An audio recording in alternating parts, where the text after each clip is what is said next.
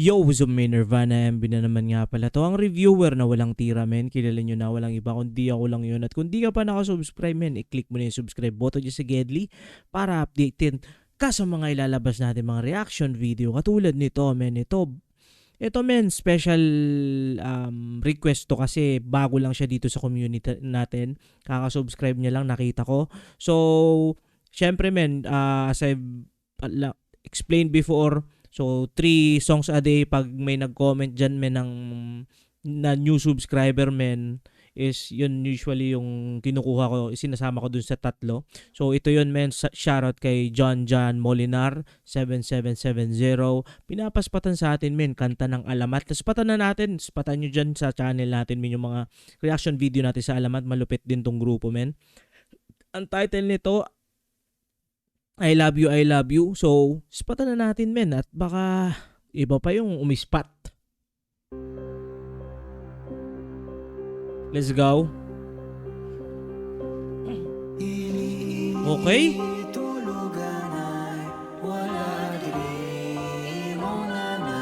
Imong nanay, wait. Baka may ano to, dapat meron tong yun, may caption. Buti na lang. Ay, English lang. Okay, sige, pwede na yan. O nga pala, min, ang Alamat nga pala, min, marami silang lingwaheng ginagamit. Minsan may Bisaya, meron pang iba pang Chabacano yata, meron pa eh. Tas Ilocano. Sige. Okay. Tulog ka na. Ka na lang pala, di lagi kang sinusunod para tumahang ka na. Wait lang, si Mo na ba to, men? Yan yung idol ko, men, si Mo. Bakit, men? Dahil sa kulay niya? Dahil sa angas niya, men? Dahil sa dead, ano bang tawag nun? Braids? Men, idol ko yan. Hindi ka ba nag-iisip na may naghihirap doon? Kailangan natin magtipid, sige isipin mo yung kung puro luho ang gusto, parang ang dami ng kusing. Luha na nagdarali, tatomba sila pang singkunduling. Kaya okay, ipasok mo sa ibutura ng iyong sentido. Kailanman di madali sa kanya ang pagsakripisyo. Aking kapatid, di mo ba nababati? Okay. Mga magulang natin ay piniling lumayo para mabigyang alala mga paa natin sa akin na bukas ay tatayo. Tsaka sikmura. Men, binabalik ako men doon sa era ni ni Glock 9 ng anong title nun men, yung about yung storytelling ni Glock 9 na about sa OFW na inaalagaan napakaraming guru dito sa amin, yung parang mag-aalaga ng anak ng iba, tapos yung anak mo hindi mo maalagaan, parang ganun min. Ano man, basta men, comment yun nila kung anong title nun. Basta parang ganun yung konsepto, parang yun yung nararamdaman ko dito eh. Parang di nakukulong, huwag ka nang magmumukmuk. Para din naman sa atin yan kung ba tuwing celebration wala sila. Kaya pigilan mo ang iyong puso, tapo ang itinitibok. Tila naman tayo ang ganito. Fruities?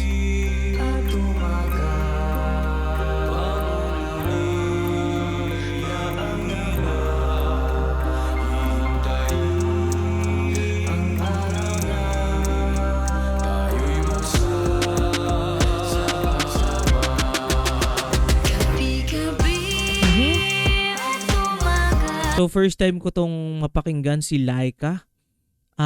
Men, comment nyo nga sa baba kung itong si Laika na to is ano siya. May kabilang din siya sa P-pop group or solo artist.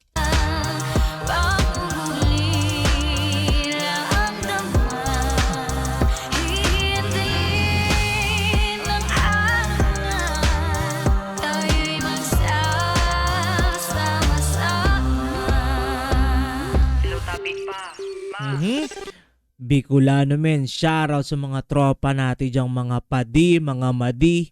Shoutout men. Marami tayong tropa dyan men. Nadadawang babi dito ako. Sa buhay ang pagkamusta, kada mapud ka, perming pangaji. Perme men, gamit na gamit din sa amin yun. Sa bagay men, ng Quezon Province, malapit sa Bicol. Nagamit din yung perme talaga. Lamang makauli ka na. Oo pag nadango ang boses pagkahulog na. Oh men, no, OFW. Ah men. Mga kasambahay men, sobrang taas ng respeto ko dyan men.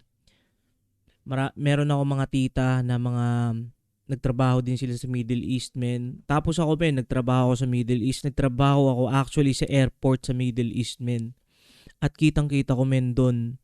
Sobrang dami kong natutunan doon sa buhay men. Nakita ko yung sitwasyon men ng mga OFW natin kung gaano kahirap men. Imagine men, meron ako nakita doon. Sobrang liit lang niya na babae men, kabaya natin. Tapos men, ang dala niyang bag, sobrang laki. Yung parang pambundok. Sobrang ganun kalaking bag. May bitbit pa siya dito. Tapos may tulak pa siyang trolley. Tapos yung madam niya, tsaka yung sir niya is walang kadala-dala men. Parang, men, pag nagtrabaho ako men, matagal din ako sa airport. Pero dun sa span ko na yun men, dun ko na-realize men kung gaano kahirap ang buhay, kung gaano kahirap kitain yung pera men. Kaya kung sa inyo men na makakapanood nito na meron kayong nanay, meron kayong tatay na or tita or kamag-anak or pamilya men na nasa abroad na nagtatrabaho as kasambahay or any OFW men. Sobrang hirap ng trabaho men. Sinasabi ko sa inyo, especially men talaga dun sa mga natin dyan, mga bayaning OFW, DH sa Middle East or kahit saang man ng mundo men. Sobrang hirap, grabe men. Ako yung naaawa men. Sobrang ako as nagtatrabaho dun, wala naman ako magawa kasi kumbaga ang ma-offer ko lang sa kanya is yung trolley. Kasi syempre meron din naman akong task na kailangan kong gawin. Pero men, as in men, sobrang liit na babae men. Kaliwat ka na, meron pang time men na may baby, karga-karga pa niya yung baby nung amo niya. Tapos biyabit na siya ng nung mga trolley, nung mga bags nung madam niya. At yung men, grabe men. Hindi ko ma-describe kung gaano kahirap yung trabaho ng isang OFW, yung nangangamuhan.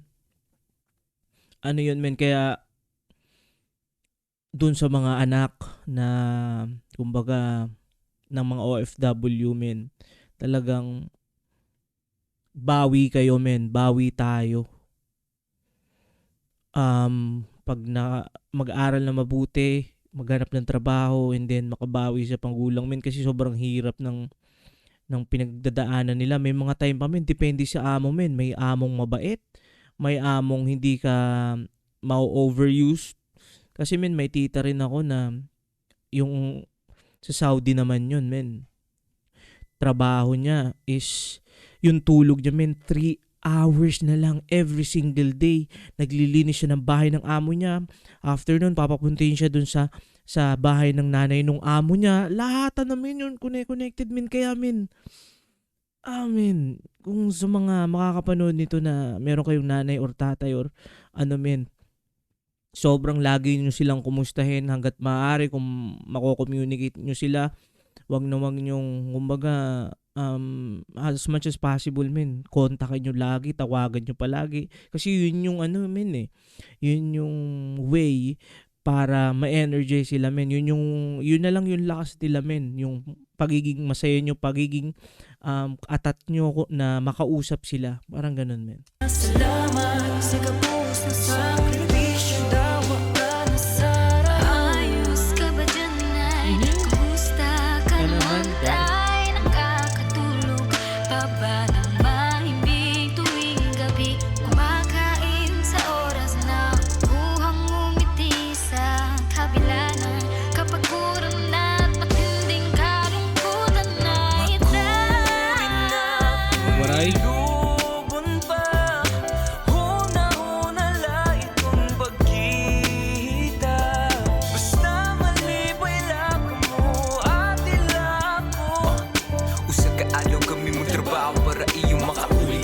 Men, sobrang hirap, men. OFW, men. At ito, share ko na lang din. Kumbaga, iba-ibang diskarte, men. Nung nagtatrabaho kami sa airport, men. Syempre, para makatipid, men, kailangan mo dumiskarte. So, I don't know, men, kung kumbaga,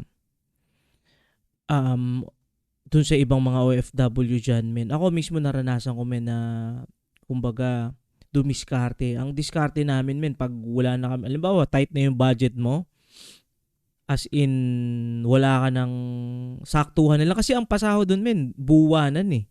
Hindi mo siya mahati ng kinsenas at katapusan. So, pag nawalan ka talaga ng pera, men, diskarte ka. So, syempre kami sa airport, nagtatrabaho, men. Ginagawa, ito, men, legit to talaga. Kumakain kami ng pagpag. Men, yung mga tira-tirang fries, yung mga tira-tirang burger, mga tira-tirang biryani. Niispata namin yan, men. Pero syempre, inaano rin namin, kinikilatis din namin. Medyo okay ba yung kumain nito? Ayan, mga ganun. Pero yun, ano yun, legit yun, men. Alam yan ng mga tropa, ng mga nakasama kong tropa, men, na sa airport, men. At yung lalo dun, men, yung sobrang salut, kaya ang dami kong tropa dun, men, sa airport na mga cleaner. Kasi dun kami minsan, madami silang mga items dun. Yun yung mga tropa namin na sobrang susolid din, mga babae. Tapos kami rin naman, nag-give back din kami kung sakaling. Ang dami kasi doon mga chocolate, na mga over luggage, binibigyan kami ng mga police. So, yun, sometimes sinishare namin doon sa mga tropa namin, mga cleaner. Tsaka mga trolley boys. Sige na tay, magluluto lang na ako para paniman to. Day, atus ratagamay Ipanganak tang alisod Ginikanan nato kung unsa nalay buhaton para di rata magutman ka huna ba mo o dili ra gyud makahuna ayaw ra kog pakita ang kamo parang may gana magpulis maot tenis ka na magluha pa mong dugo wala na tay mabuhat kundi dawaton ng tanana kini na ang kamanuran At umulila ang nadawan Hintayin ang araw na tayo magsama Usto ng tiyagsang itawan ng tipik sa kinamnama Naibus pa yan din luluwak Siyak bayla ang ngiti mga iwan kada kayo amamin E baling nang alalaki ng siping taat Chuko keni para kay kayo lingaman dakay Ay kailangan mangulila Ulingan kanta kayo luguran dakay Malwat na lang ala kung bantatang yung ima Muli na Come home.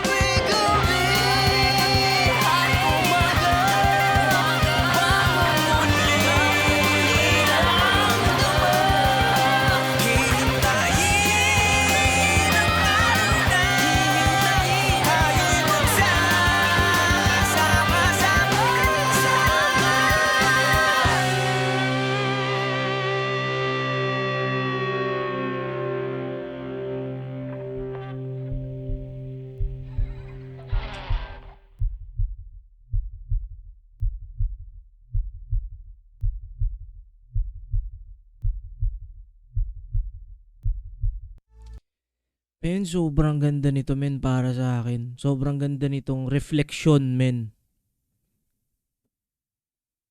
Pag tinignan mo yung buhay. Ito, men, feeling ko talaga, men, mas tatatak talaga to, men, sa mga OFW. Ako talaga, men, connect talaga ako dun sa mensahe, men. Sobrang ganda niya, sobrang reality check, men. Kaya, mahalin natin palagi, men, maging grateful tayo dun sa mga magulang natin na nagpapakahirap, men, kahit wala sa ibang bansa, men, kahit nandito sa Pilipinas na kumbaga naghahanap buhay para may pampaaral ka lang, para alam mo yun, maitawid yung pang-araw-araw, mga ganun. At yun, talagang balang araw, kumbaga, makakalaban, men. Papalag, men. At napakagandang nito, men, ang alamat. Ito yung sa tingin ko, men, as of the moment, ito yung magiging first na kumbaga ano ba tawag doon?